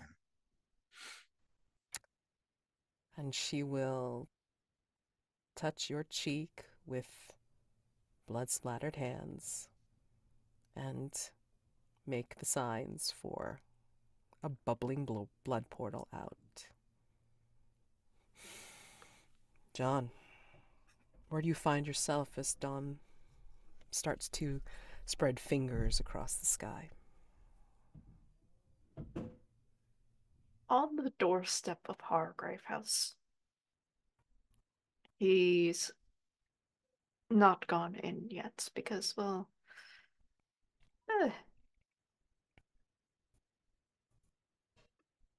well, he's not sure whether or not he wants to find out that no, Sir Atticus didn't come home last night. Whether or not he's just stuck in the Fragrant Void or on another hunt, or even worse, dead. He doesn't want to face Liat because, well, frankly, she'll say something quippy and just like be disappointed in him for not achieving much tonight and just running away from a potential problem for Hargrave House. Because, well, St. Georgie's still out there, probably killed someone at this point. And so he just sits on the doorstep, watching the sunrise. Dawn of new day. And where does dawn find you, Liat? Alone or otherwise? Oh, not alone. Uh, I think, well, hopefully, in the arms of Gwenevyr, or rather, Gwenevyr in her arms. Mm-hmm. Uh, you know, sun just sort of glistening off their bodies, and she looks down and she sees that smile and those crystal blue eyes, the ones that she saw back in that English forest centuries ago. But there's something else. She lets Gwenevyr sort of nod off, and she looks up at the ceiling, and her expression goes from genuine sort of comfort and relaxation to one of readying for battle, because this is only the first step in getting rid of that queen. You have resolved St. Petersburg Mirror and the Beast. Woohoo! All right, real quick, damn it. Ooh. And just pay very close attention, because if you have the ability to wipe down and clear your marks or whatever, then do so. on your personal quarters or what have you. Yeah. Answered a question, resolved a threat, experienced an echo in the night, mark it off if you did. You don't have to explain how. And like just addressing the elective dawn questions. Oh boy. Uh, yeah. Did you put your hands in a pile of guts and love every moment of it? Did you show Nope. physical? Okay. Did you show physical affection toward the child when someone else was looking? Last session. Yeah. Did you continue to perfect your worship of the undeniable, Liat? You would answer for John. Mm-hmm. I mean, it was your first day, so I'll say that yes, because that was the day that you gave yourself to her. Yeah. Okay, I forget The how that worked. gimme. Okay. But I mean, if you said yes, it's like, Yeah. do you get the XP? No, I do not get the XP. Yeah, Liat gets the XP. But then Liat's got to give you something from the personal quarters, which goes on your sheet, John, unmarked. I think like the tattoo already qualified for that, so Cool. Yeah. So we'll count that. Mhm. Did you get anything from the resurrectionists? Yes, I got a body part. Okay. Go ahead and mark it off. And no blowback, so you don't get any worries about that. Do you want to wait until we're done with dawn questions? Yeah. Okay. All right. So Liat, yes. Question, resolved threat, echo in the night. Yep. Did you create an ornate over the top erotic experience for someone else's pleasure? I mean, I did bring out the Holy Grail. Yeah, I mean that's kind of over the top. I mean, and pretty erotic with the robe. So I mean, like, sure, grab it. Did you secretly show? Yeah, you did. Show a vulnerable side? Hell yeah. So that's awesome. Yep. Okay. Take your points. Da da da. And you didn't have any other dusk stuff. Legacy. Yep, all that. And you figured out everything. You can take that last. I'd imagine you can still take that last advancement if you want. I haven't actually marked the last box on the first round of the burden. So I figure I will mark that and then I will mark that advancement mid-session probably. Got it. Okay. Fair. What is worth noting is now Mhm. that the beast is dealt with, cosmic passage on checks. All right. I get a mask back. Nice. Very cool. Very, very comfortable. Whew. Pressure's off. Okay. Pressure's off. Well, for now. Ugh. You didn't use the mask thingy though. Damn it. Oh, the mask of the mirror? Mm-hmm. But you didn't. Did you have to use it? I don't think you We did. didn't Nope, really I need to didn't. tonight. Yeah. They And did you really well. Yeah. Yeah. Did you taste someone else or someone else's blood, sweat, or other bodily fluids? Nope. Did you try to go unnoticed in a public space? In the park last session. Yep. I tried to be a spy. Okay. Cool. Alrighty. Awesome. So real quick. Stars and wishes. Yeah. You can wait until the next session, like when that is. I will figure this out later. Let's just do some quick stars and wishes. Holy crap. Stars, lots of emotion. I loved the way everybody dealt with their particular situations because there was a lot of variety going on tonight. Thank you very much. I didn't even know what was going to happen, and you all dealt with it well and beautifully. So thank you very much for dealing with my bullshit. And wishes, yeah, we'll figure out when we start the mastermind threat, and it will be a twofer. And I hope it'll be glorious, and I hope you won't kill me with all the people or things I plan on bringing back. There you go. All right. Cool. Go. Whoever's Jack? gonna go. Since you have the Yes. Good times all around. Thank you, Mads, for indulging everyone's wackiness, but especially mine. Because I know I threw a bit of a curveball, bringing my girlfriend back to life. And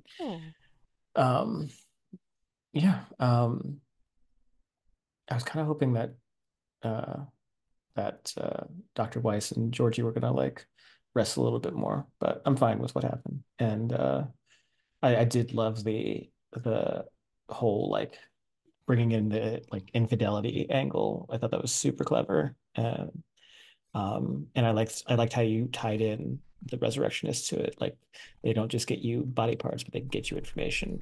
I thought that was really fun. And to our Atticus. I loved that you brought in smoke. RIP. But I guess not now. Um, uh, and I just hope that you're satisfied with the end of that threat. And yeah, just wishes as to looking forward to seeing the queen and what the threat is, and taking her down. Yeah.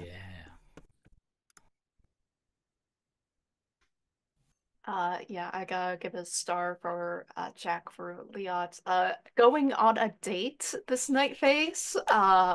And just feel like pulling out all punches like, oh yeah, babe, let me bring out the Holy Grail and let's drink some wine. Let me feed you some grapes and just like having a grand old time. Well, Sir Atticus is just doing just wild Fighting for his shit, life. fight for his life, but apparently no, he doesn't actually need to worry because he can roll like a 16 for fighting for his life. Jesus Christ, that's way too high. Oh my God. And then trigger like all of your playbook moves at once. Um, yeah, but star for Mads for bringing in the Queen of Hearts, and I'm just like, why? Why is she here? Why is she She didn't talking to meet you me? yet, so I figured, hey, Yeah, this is a great place. Great yeah, place to meet. yeah. Great place to meet, and then just the reveal of like her letting Dame Georgie out, and I'm just like, oh fuck, I'm gonna have to wrestle him anyway. But no, my dice rolls have been fantastic all night. So star for my dice for being kind because I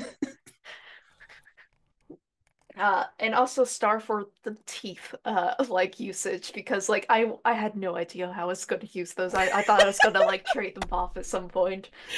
Oh, brilliant. Oh my God. I That's so got you. fantastic. That's beautiful. Oh my gosh. I forgot. So think we still get a body part Yeah. memory from John, Hmm. and the legacy has two different things on the beast sheet, Oh. which is if the beast was dealt with peaceably, no, legacy can name a memento. If the beast was slain, legacy can name a body part of the creature to display in the Hargrave House It trophy room. it was dealt peaceably. I didn't kill it. Yeah, that's true. I made a deal. You made a deal. Legacy can name a memento that reminds them of their family and add it to their personal quarters. Ooh. Oof.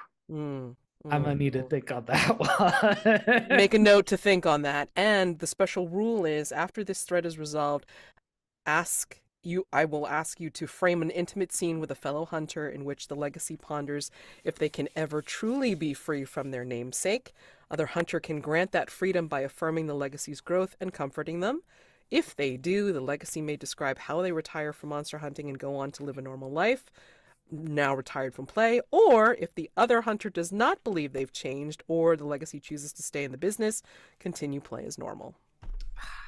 So you can have that scene like before, like, at the beginning of the mastermind threat. Again, twofer. We know how this goes. Yeah, we'll need to talk about that. Yeah. So like, talk away, vulnerable scenes, any of that fun stuff for the next time, which I will say will be 2 weeks. So I'm not gonna. Yeah. Quick I need stars. time. Happy for the date. Always happy to see Liat show any form of vulnerability. I do wish that Gwenevyr becomes a big part when we deal with the Queen of Hearts, whether just as a side character or actually like stepping up and helping us.